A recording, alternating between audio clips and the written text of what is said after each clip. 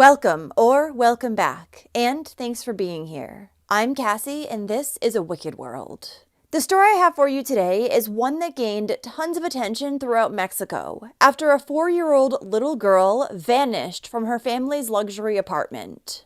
And when she was found, it only added further confusion to the already baffling situation. This is the story of Paulette Gebara Farah.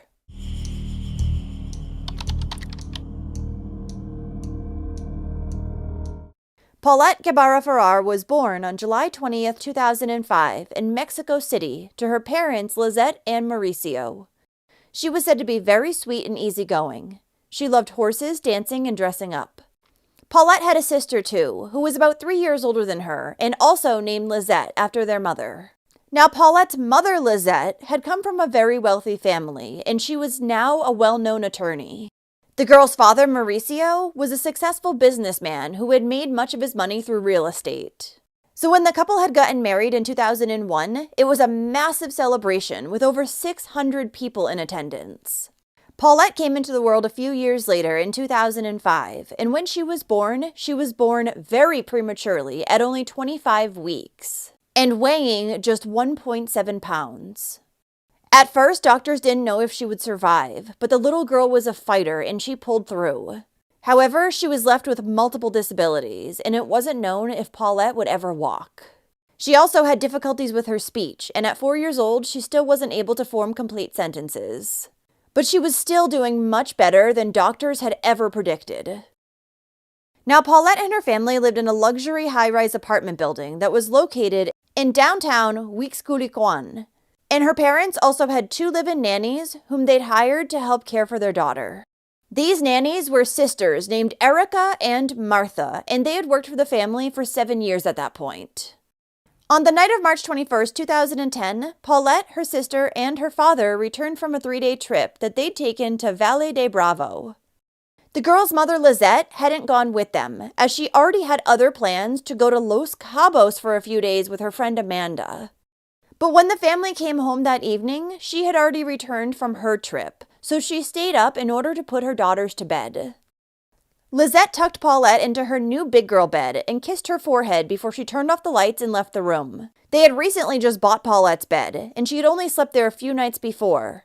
So to make sure that she didn't fall out, her mother had put a big pillow on each side of her. The next morning, Monday, March 22nd, the 2 nannies got Paulette's older sister ready for school, then put her on the bus around 7 a.m. Around 8 a.m., Erica went into Paulette's room to wake her up, but she couldn't find her. She wasn't in her bed. She immediately became worried because the little girl needed assistance walking anywhere, so how was it possible that she had gotten out of bed on her own? Erica informed her sister Martha of the situation, and they began looking all around the apartment for her. They also looked in the complex's community areas like the hallways, the elevator, the garden, and the pool, but still, they could not find Paulette. So they contacted Lizette and Mauricio. Mauricio was already said to have gone into work at this point, and they told them that Paulette was missing. But according to the nannies, neither of the parents seemed very concerned by the news. As the nannies and housekeepers at this point continued to search the apartment and the building, Lizette and Mauricio didn't help out much. The nanny Erica would later say, "After looking everywhere for Paulette, I found her mother sitting there drinking coffee and smoking a cigarette, all while the father was calmly looking in a closet for the girl." Making the parents' behavior look even odder was the fact that they did not contact police. Instead, Mauricio called up his sister and told her that Paulette was missing, and she was the one who had then contacted the authorities.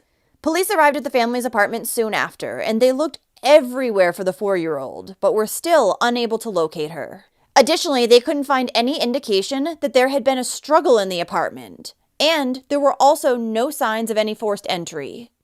Paulette's room was on the 2nd floor of the home, and it would have been highly unlikely that anyone could have gotten through her window anyways. According to Lizette and Mauricio, they hadn't heard any strange noises in the middle of the night, and their dogs had never awoken either. There were also security cameras located all throughout the outside and the inside of the apartment complex. But after investigators searched through the footage, they didn't find anything showing that Paulette had left the apartment after she had returned with her father on the 21st. From the looks of it, there was no way that someone had entered the apartment without making any noise or leaving a trace, then taken Paulette and slipped away with her. Which begged the question, where had she gone? That afternoon, a poster with a photo and description of 4-year-old Paulette was released to the public, asking for their help in locating her. The Attorney General, Alberto Bazbaz, also became involved in the case.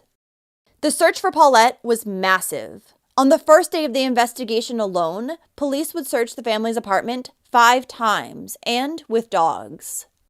It wasn't long until Paulette's face popped up on televisions, billboards, and even on public transportation. A few days after the little girl disappeared, her mother would do an interview with a reporter, during which time the two sat on Paulette's bed, amongst all her belongings, holding her pillows and stuffed animals as they spoke. Lizette would make the claim that Paulette's disappearance had been planned due to the fact that their family had money. She thought that her daughter had been taken for ransom. She asked that Paulette be returned to her unharmed, saying that she could even be left in a shopping center or other crowded place and there would be no consequences. But this abduction/ransom theory was something that police didn't even seem to be considering at the time, since there had been no note left, no call made, and no one had asked the parents for any money. An entire week went by before there was any new update on the investigation. Then on March 29th, the Attorney General announced that Paulette's parents and both of her nannies were under police investigation. They were being held and interrogated at a nearby hotel. According to the Attorney General, they had made falsehoods and inconsistencies in their statements. Investigators concluded that the girl's father was anxious, didn't show any signs of being sad, and was evasive and insecure. Additionally, her mother Lizette didn't show any signs that she was upset over her daughter's disappearance. Rather, she was defensive, angry, and anxious. She had an impulsive character and showed little empathy for others. A psychiatrist would state that she believed Lizette was suffering from some sort of personality disorder. And while she described her as being very intelligent, capable, and astute, she was also cold and emotionally unattached. So even though it was both parents and the two nannies who had been accused of making inconsistent statements, Attorney General Bazbaz would say that Lizette was the only real suspect. He stated, "She is the only suspect. I have no doubt that this is a homicide investigation. At this moment, we can say that Lizette is a suspect. In addition to her, we are investigating the level of knowledge of others involved." Another thing making her look incredibly suspicious was that on the day after Paulette disappeared, March 23rd, she, along with her older daughter, had gone somewhere and hadn't returned for an entire 7 hours. What she did during this time, no one knows for sure. Police had obtained some secret recordings that had happened between Lizette and her older daughter, too. The mother was heard instructing her not to speak to investigators about Paulette's disappearance. When the little girl asks her why, Lizette says, "Because otherwise they will blame us for stealing her, or that you took her away to be stolen." When she became aware that detectives had this recording, the mother tried to say that it had been edited to sound like she was telling her daughter not to speak to investigators.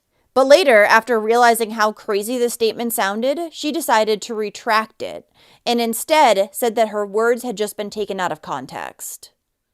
As of March 31st, Paulette had been missing for 9 days, so authorities decided to go back to the family's apartment to reconvene and do a reconstruction of what possibly could have happened to her. But upon their arrival, they were met with an overwhelming stench that only got worse as they approached the 4-year-old's room. The smell was coming from a bundle of sheets that was underneath the comforter, wedged between the mattress and the bed frame. Inside was Paulette's tiny, decomposed body. Now, the girl's room had been searched a number of times by family, by her nannies, by police, and even by dogs. Close to 100 people had been in and out of that room in the last 9 days. Paulette's mother, Lizette, even gave an interview right on that bed. So why was it that no one had noticed her? Lizette's friend whom she'd gone to Los Cabos with, Amanda de la Ross, had also been staying with the family for a few days after Paulette disappeared. And she had been sleeping right in the little girl's bed. She would even tell authorities that she had made the bed every morning after she woke up. So how is it that she could have missed Paulette's body the entire time too? Not to mention, the smell of decomposition would likely have been present long before this point, had the 4-year-old actually been in that exact spot the entire time she was missing. But according to forensic experts, the wrapped-up sheets had kept that smell inside. They're sheets, though, which are very porous, so I'm not sure how that would be possible. It's highly unlikely that Paulette's body was there the entire time, right? But there had been so many people going in and out of the apartment and bedroom over the course of the last few days that it meant it would be pretty much impossible to collect any DNA evidence from the scene in order to prove that the little girl had been killed, stored elsewhere, then later placed at the foot of the bed. Since the case had gained so much public attention, police would release a video that appeared to have been taken at the time that they discovered the little girl's body. Authorities wanted everyone to see exactly how Paulette had been found. But the video left many questions in everyone's mind. Like, why had it been filmed at 2 o'clock in the morning? Why was it that police were searching the room yet again at that time of day? There was also the fact that a forensic expert said twice in the video that Paulette had been severely beaten. But the first time was before he even saw her body. This made it seem like the video was possibly a reenactment of Paulette being found, and not authorities' actual discovery. But why would they have rewrapped her body and remade the bed just for that purpose, possibly further contaminating the scene? Next, the experts in the video showed 2 large bloodstains found on Paulette's blankets, one being so big that it was almost the size of a basketball. Which makes one further wonder, how could this family friend Amanda have slept in the bed for multiple nights and not noticed any of that? So even though authorities had released this video to the public in order to seem more transparent about the case, the whole situation now seemed even odder. Then, the Attorney General would announce that Paulette's death had been ruled as accidental, and he claimed that the video proved it. But I would say that it proves that she was beaten to death because that's what the experts said. According to the Attorney General, however, the 4-year-old had died on the night of the 21st, after she turned herself around in bed and ended up stuck at the foot. Paulette had died as a result of asphyxiation by obstruction of the nasal cavities and thorax abdominal compression, which was consistent with the position her body had been found in. An autopsy revealed that she slept with an orthopedic cloth over her mouth, which had been placed there every night to prevent her from sleeping with her mouth open. The autopsy also found that her body had not been manipulated after her death, and that she had eaten at least 5 hours prior. According to the report, Paulette's body showed no signs of any physical violence. The autopsy also established that her death had occurred 5 to 9 days before the analysis was made, establishing that she very well could have died on that very first night. The report went on to state that there were no traces of drugs or any other toxic substance found in her body. The conclusion was that Paulette, by her own means, moved on the bed on her own and accidentally fell headlong into the space at the end of the bed. There she had died of asphyxiation and subsequently remained there for an entire 9 days. Now, the gap between the mattress and the bed frame is only 5.9 inches big, but Paulette was a very small girl, so it was possible. Police even did a recreation to see how easily the little girl could have fallen down there. In multiple photos taken of Paulette's bed after she went missing, it looks like there could have been a lump there that was her body.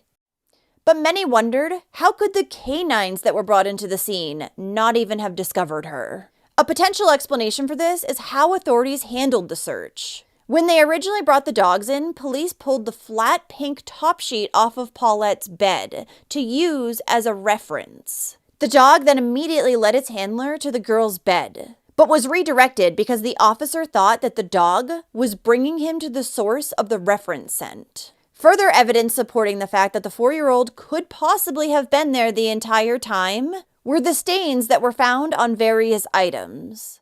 When Paulette's body had been found, investigators checked the sheet which had been removed the morning that she was found missing, as they had kept it in an evidence bag. And they found that there was a large urine stain on it. This stain matched up to another stain that had been found on the fitted sheet that Paulette's body had been wrapped up in. Urine was also found on her pajama bottoms and underwear. Additionally, the blood that was located on the sheets could possibly have just been decomposition fluid. It's also said that Lizette's friend Amanda never slept underneath any of the blankets or the comforter that were on the bed, but rather she just slept on top with a separate blanket. So maybe that's why she never noticed Paulette's body? Even though the girl's parents and nannies had previously been taken into custody, nobody was charged and they were eventually released. And by now, Lizette and Mauricio had started to turn on one another. Mauricio began blaming his wife for his daughter's death and said that he was suspicious of her from the very beginning. He believed that she, along with the 2 nannies, had something to do with Paulette's death. Mauricio even told Lizette to not attend the girl's wake. He would say, "The only thing I can say is that for me, it wasn't an accident. I can only speak for myself." At the same time, Lizette was blaming her husband, saying that he had planned the entire thing. Come to find out, the family had not been as happy as they appeared. They'd been having financial problems, and the parents' marriage had also been falling apart. In fact, Lizette had been cheating on Mauricio. The weekend before, when she hadn't gone on the trip with her family, but instead went to Los Cabos, she had actually been visiting with her lover. Following Paulette's death, her parents would get in a bitter custody battle over her 7-year-old sister, and ultimately, Lizette would be awarded custody. Many people were still highly suspicious of the parents, Lizette in particular. And soon, online sleuths put up a YouTube video titled, "The Strange Case of Paulette's Pajamas." This quickly became a major point of interest and was spread via social media. The video compares photographs of Paulette's body dressed in blue and red reindeer pajamas with an interview that her mother gave that was recorded several days before the girl's body was found, in which she holds up the exact same pair.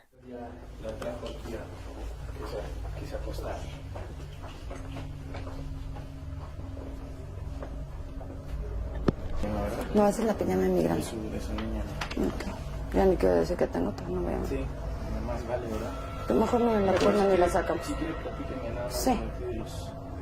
¿Pero qué te platico? However, in the interview, Lizette claims that they belong to Paulette's sister, which is entirely possible because many families do buy their children matching pajamas. On the other hand, these pajamas would remain with Paulette's belongings even after the interview, and they could be seen in her closet in subsequent interviews. Authorities were also never informed by the family that they owned a second pair of pajamas that were identical to the ones that Paulette had been wearing when she went missing. And it's unknown what happened to this possible second set.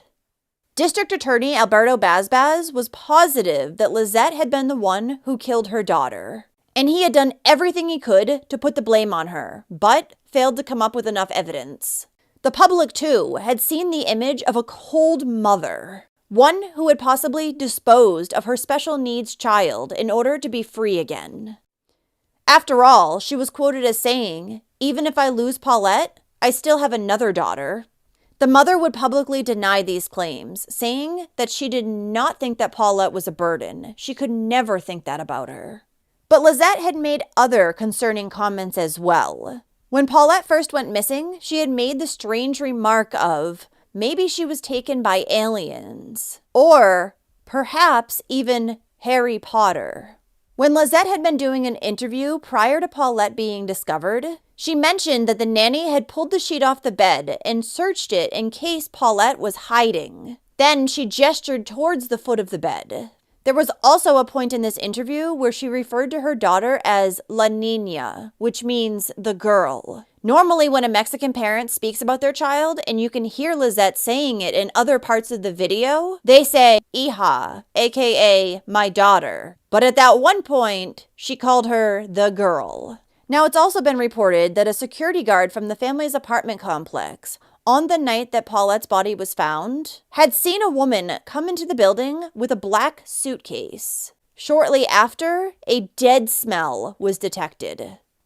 Part of the reason why no one was ever prosecuted was because of how poorly investigators had handled the situation, and they had scrambled to hide their own inconsistencies. Hundreds of people had been in and out of the unsecured crime scene. Lizette's friend Amanda had slept on Paulette's bed, and officers had even used the toilet in the girls' adjoining bathroom. But the other reason that no one was prosecuted could have been due to her father Mauricio's close ties to District Attorney Baz. It was said that the two got along rather well. It's also been said that Mauricio told police just prior to his daughter being found, "Yes, I know where Paulette is, and I'll tell you everything, only if you help me, because I don't want to get into any trouble with the law. I'm scared of going to jail. I'm desperate." When authorities had first arrived at the apartment on the day that Paulette went missing, the forensic team claimed that they had not been able to do their typical crime scene analysis, including searching for fingerprints or blood. They had only been allowed to look for signs of forced entry and nothing else. The lead investigator, Alfredo Castillo, was said to have ordered them to stop their work almost as soon as they had gotten there. Then, when Paulette was later found, one of the coroners had refused to sign her death certificate because it had listed her time of death as 9 days prior, and he was certain it was only 3 to 5 days. When he criticized the other coroner for signing it, his reply was, "That's what they ordered me to do, and I do what the boss tells me." Which unfortunately can be the reality in Mexico. If police want to hide something or lie in their investigation, they will. And those who don't cooperate with them often risk losing their jobs or sometimes lives. On May 26, 2010, Alberto Baz resigned as Attorney General, saying that an Attorney General needs confidence to act effectively. And he had lost this confidence due to the questioning of his actions in the investigation into Paulette's death. Little Paulette was buried on April 6, 2010 at the Panteón Francés de San Joaquín in Mexico City. And 7 years later, her body would be exhumed and she was cremated since authorities no longer considered her remains to be evidence in the case.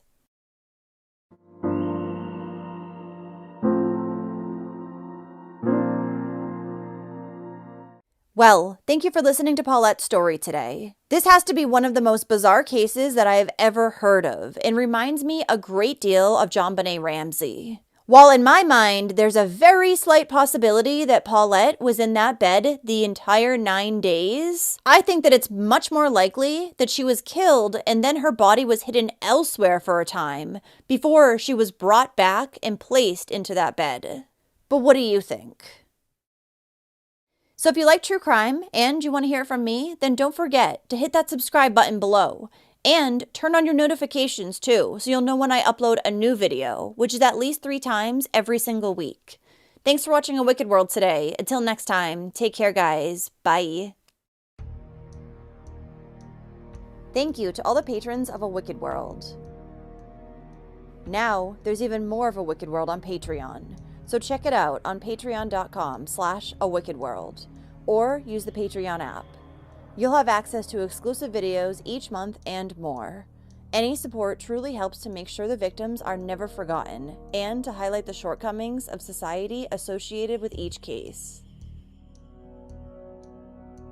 Do you have a suggestion for a story you'd like to see me cover? If so, send me an email to awickedworldtruecrime@gmail.com.